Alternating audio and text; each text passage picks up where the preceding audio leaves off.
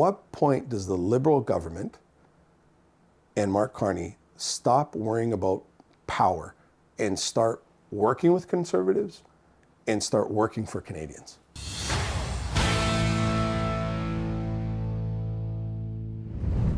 Welcome back to Northern Perspective, everybody. We are here with the Member of Parliament for Hamilton East Stony Creek. His name is Ned Kuruc. He came in as a backbencher, but Canadians across this country know him for his quick wit and his relentlessness on the Public Accounts Committee. And we're here today to talk about a whole bunch of issues. But before we get into that, Ned, welcome back to Northern Perspective. Thank you very much. Thanks for the big intro. It's always a pleasure to be back. Well, big intro for a big guy, that's for sure. So. And it was interesting because I remember when you first went to Ottawa and you said, I'm just going to get my bearings and just get my feel of the place. And it didn't take you too long to get comfortable to be able to start asking some good questions in public accounts. No, and I'm very fortunate that the party allowed me to do that. I'm definitely not afraid to ask the tough questions in the House. I came to Parliament for a reason. My mandate, it was to speak for the people, and that's what I believe I'm doing. So, yeah. Now, before we move any further, we just had a big development from the Conservative caucus. Larry Brock announced his resignation, and in this area, people are tight across the region, whether it's Hamilton, whether it's Waterdown, Brantford. We all kind of consider ourselves cut from the same cloth, and the MPs are equally as tight. So I know that Brock supported you. He supported a lot of people around the region. What's your message for Canadians that are considering him resigning right now? First and foremost, Larry's a good friend of mine. I love Larry. He supported, as you said, he supported me on my campaign. He was always a phone call away. There was some light mentorship in the first year. Larry's probably the best prosecutor in the House on either side.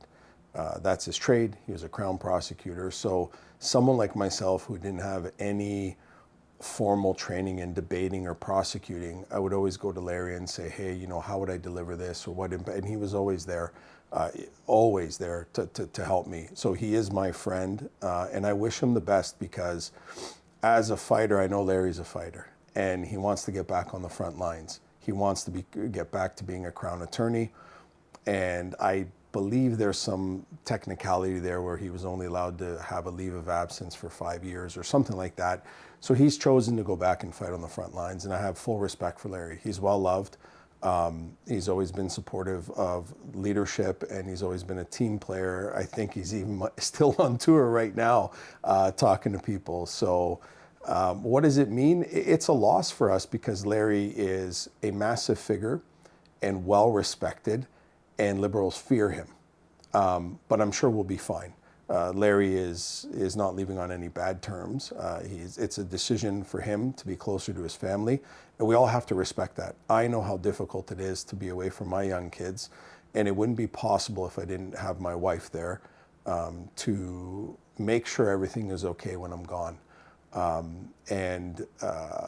It's just difficult. I don't know how to explain it. And for Larry, his decision to be closer to his family and is something we all need to respect, and we all need to thank him for all the work that he's done in defending for what he believes in and standing up for Canadians. Well, and as you say, it's not like we're losing him entirely. He is going back to really what he excels at and what he brought into committee and brought into the House of Commons, which is the ability to prosecute and strike fear into people that will try and do bad things, Liberal or criminal alike. Some people, don't make a distinction, but that's up to them. So on behalf of everybody here and NP Nation across the country, Larry, thank you for everything that you've done. And we have documented memories that you gave everything you had while you were there. But I'm sure we haven't seen or heard the last of Larry Brock. No, I'm sure Larry will still be involved in some capacity. Not politically, but he'll always be a phone call away for his friends and caucus members, 100%. Now, when it comes to what's going on now in Canada. And speaking of, well, the justice system and what Larry was fighting for, you've taken up a new fight on behalf of a constituent and sponsored a petition, a very important one, and as is a lot of your approach, this is a nonpartisan petition to affect some real good in Canada. So why don't you tell us a little bit about it? Yeah, definitely. There is a group of remarkable women that have started, their group is called Survivors Taking Action. And you can find them on Instagram, Facebook. It's Survivors Taking Action. Please like and follow their stuff. I'm not going to get into their stories. That is their personal story to tell. But I will say that they are going around and creating a very amazing nonpartisan awareness campaign. They are talking to other survivors, which is phenomenal. They have come to me to sponsor a petition that I was all too happy to sponsor. I think it went live today or it's going live tomorrow. And just so to muff it up, it is petition E7645. It is a public safety petition, and the fundamental basis is that if fundamentally interested in protecting children and other vulnerable persons from sexual exploitation and abuse. And I think that's a very nonpartisan issue. We have to protect the most vulnerable, and first and foremost, our children. They are calling for a public sexual offender registry, not completely public, but only those that have hurt children and vulnerable persons, which now is only the police have access to. But they feel that Canadians should have access to that. And they are very careful in who they want on that list. It's not a complete open list, which would, the current list would just be opened. It would be specifically a public registry, parts of the registry to be made public for people who have harmed children and vulnerable persons. And I 100% support them on that. And it's a nonpartisan issue. This isn't a conservative, a liberal thing. This is about protecting our children and all the vulnerable people in Canada. And I can see why this would be very valuable to people, parents with kids, or people that have, special needs or very vulnerable demographics in their household, because if someone of this, who's had this history, has moved into your neighborhood or has been convicted, that's something you're going to want to know in order to be vigilant, to be able to protect those people that are in your life that, were subject to this particular person's, well, let's just say appetites. And I think this is a no-brainer. Is there any opposition to this that you've heard, or is everyone you've spoken to? We're gonna see in September. Yeah. We're gonna see in September. I hope there's no opposition. I welcome the Liberals, Bloc Québécois, and the NDP to support this bill, and I welcome any Liberal voters or anyone who didn't vote Conservative to sign their name to this petition. What we see and what I understand after talking to a lot of survivors is, all too often a step-parent or somebody enters the life, a boyfriend or a girlfriend enters someone's life or someone's family, and things happen. And if there was a public registry and that person was charged before, you could easily find out who that person is and know who you're really, who you're dealing with, I guess, right? So yeah, I really hope that there's no opposition on this. I would imagine after this petition, we hope to see some sort of private members bill come forward, but we're working on things. We won't let that out soon, but there's a lot of things being worked on. But I think this is important. Yeah, one step at a time. I encourage everybody across all party lines to sign this petition and have your voice heard in the House of Commons. So, ladies and gentlemen, you'll be able to find a link directly to that petition in the description, but also as the pinned comment on this video. We have signed it. Ned has signed it, and you will see these numbers, starting to crop up. Implore everybody to sign it. Everybody should share it. And any of the other content that you end up watching, please encourage other people to sign this very, very important petition. Please check out Survivors Taking Action. Again, their whole basis isn't about this petition. They do a wide range of things.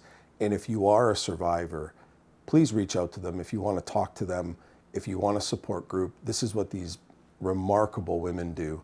And I've seen the type of things they've done, and everybody should be supporting them. And you can find those links in the same spots on this video. So if you want to check that out, I encourage you to do so. And could change your life. You never know. So Ned, this is your first essential full, let's just say full session of Parliament. You've done a lot of work in public accounts. What's transpired since the last time we spoke? Oh, so yeah, we have 1 year under our belt, and there was a lot of goals that me and my team wanted to do, which we achieved. So the second year, now going into the fall session, I've taken a stance. I don't know if people have noticed it, but I've taken a bite out of really embracing my public accounts role. So I am primarily a fiscal conservative. That is, we've discussed this before. So I, on social media and in public accounts, very much scrutinize where our tax dollars are going. I very much respect Canadians' tax dollars, and there is a massive misuse of Canadian tax dollars. And so my Ottawa team and myself, we're trying to scratch the surface and kind of dig into a lot of stuff. I also have a survey on nedkurick.com and this is, again, it's not a petition to ask, do you agree with me? It is a survey. And the survey is, do you believe that Canadians are spending too much money on foreign aid? Right? And I want to hear from everybody. If it's a yes, no, unsure. So please check that out, nedkurick.com. But these are the things that we're kind of really digging into, and what we're going to be digging into in year two. I really enjoy my time on public accounts. It's very interesting. But recently also I've been made the Shadow Minister of Sport. So that's been fantastic, and we're going to look into a bunch of things on that as well. And that's kind of more in line with a lot of my professional career and being a former athlete and so on and so forth. So it's generally a very good fit for me. Well, and we laid our congratulations on social media when you received that. We will just say it formally here. Congratulations on your appointment. Canadians should know that, sadly for Ned, this does not increase his paycheck whatsoever. This is all this is congratulations, here's more work. But it's work that you're passionate about. And why are you passionate about it? Well, being a former athlete, well, a lot of people don't know, I was a track and field athlete. I was a discus thrower. I was also in martial arts my whole life, played basketball, volleyball, rugby. I was a very big athlete growing up. But I was a discus thrower. I was competed for the province of Ontario, went on international trips, and I was at one point Olympic bound. We were progressing to be Olympic bound. I got a silver medal in the Canada Games, and we were moving forward. But the problem was there wasn't any funding. It was very, very difficult for me to continue being and chasing my Olympic dreams. And paying for it. So I had to retire at the age of 23, and that's when I started my own business and kind of moved on with life. And it was a difficult time for me to do so because my passion was one day to represent this amazing country at the Olympics. I think that's a goal for many athletes across the country. And fast forward 20 years, and now I'm the Shadow Minister of Sport. And I can somewhat impact and help realize these athletes' dreams. And I've already talked to a lot of athletes. There's a few judokas from Hamilton. They practice judo. And they will be representing Canada at the World Championships in Bosnia later on in September. And when I talk to these athletes, it takes me back to when I was them.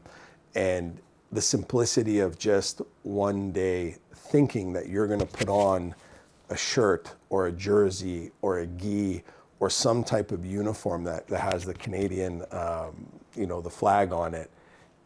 For me, it was I'm getting goosebumps right now thinking of it. It was mind blowing. It wasn't about money. And those were some of the happiest days of my life, thinking that I could do that. And I did represent Ontario and Canada briefly, but that was what an honor that was. So anything that I can do to help athletes in any way is very exciting. And that doesn't mean just Olympic bound. We're talking now all sorts of things. I did work in combat sports. I sat on Minister Neil Lumsden. He's an Ontario MPP, now retired, and I hope, Neil, you have a great retirement and a great future. We were very good friends. He let me chair the Sport Combat Council, and we were able to change weight cutting rules for professional MMA. We were able to institute professional kickboxing, professional Muay Thai, amateur MMA. So this is stuff that I've been working on for a long time. I worked overseas in the combat sports industry. So I'm excited to see what this role is going to bring and what I get to work on. I was going to ask you, what does the Shadow Minister of Sport do? But you've just laid it out. So, so it's, even though we have a lot of important issues that need attention in this country, like affordability and housing, we also can't forget some of these files that make us who we are as Canadians and give us something and people to root for and demonstrate that we can still punch above our weight on the world stage, as it were. Yeah, I mean, it's generally regarded as a feel-good ministry, but also a big part of that is being a critic. So there is the Minister of Sport, and I will be shadowing and seeing what the Minister of Sport is doing, what he's achieving, what he's working on. And if I find something there that I don't agree with, or more importantly, that Canadians don't agree with, I will be very, very vocal on that. Yeah. And I think Canadians have gotten to know you well enough that they they expect that. Yeah. And right now we're in the middle of, unfortunately, another Carney concession announcement by the look of it. So news broke today, and today being August 7th, 2026, that Mark Carney and his negotiating team are getting ready to give a whole bunch of more concessions away. What they've talked about is actually opening up access to the dairy industry. They're looking at putting all the American alcohol back on the shelves, and they're looking at removing any of the remaining counter tariffs on U.S. goods in exchange for a whopping reduction on just the 232 tariffs on steel and aluminum in Canada. Is that a good deal in your mind? Well, it's interesting because, as many people know, Hamilton East Stony Creek, 30% of his industrial lands. I speak to these stakeholders all the time. There needs to be relief. But the bigger picture is that our Prime Minister has not had a plan. So he's been out leveraged the whole way. We saw many countries strike a deal fast and quick, consult the people they needed, stakeholders all around the country, and they got a deal for 10% or whatever it was. I remember months after that speaking to many people saying, Ned, we'll take 10%. We can work with that. We need to keep working. Here we are a year and a half later, and the interesting thing is that Carney's given up everything and gotten nothing. Literally everything. And we look at the Gordie Howe Bridge, where he actually lied to Canadians. And you have, his Minister of Propaganda, Mark Gerritsen, convoluting the whole thing and to be found out that, oh, wait, yeah, he was lying to Canadians. Yeah, we're not sharing revenue after the principal and interest is paid. No, we're sharing revenue, and then we as Canadians have to pay the principal and interest. As an economist, as bigger resumes as their front bench has with Minister Champagne and a few others, how do you miss that? How do you not let Canadians know that? But another bigger issue to that is the lack of transparency in anything that they're doing. So back to your question, the Liberals and Prime Minister Mark Carney need, and I'm going to talk again on a bigger thing, they need to stop politicking. It's, this war with Trump. Listen, all Canadians, myself included, I don't agree with President Trump. He is completely destroying a lot of sectors in Canada. So this whole thing of like, oh, conservatives are Trumpists, this and that narrative needs to stop. Absolutely not. Adam Chambers did a very good article in the National Post and says, I am a critic of the Liberals and I'm not a Trumpian. So this narrative of them boxing us into that is complete bullshit, okay? And it makes me quite upset because we fight for Canadians. I'm not saying that the Liberals don't in some capacity, but all of our policies, which half of them have been taken by the Liberals, are good policies to move Canada forward. And what we're asking for is we're asking for a deal that the Prime Minister promised during the last election. And that is holding the government to account.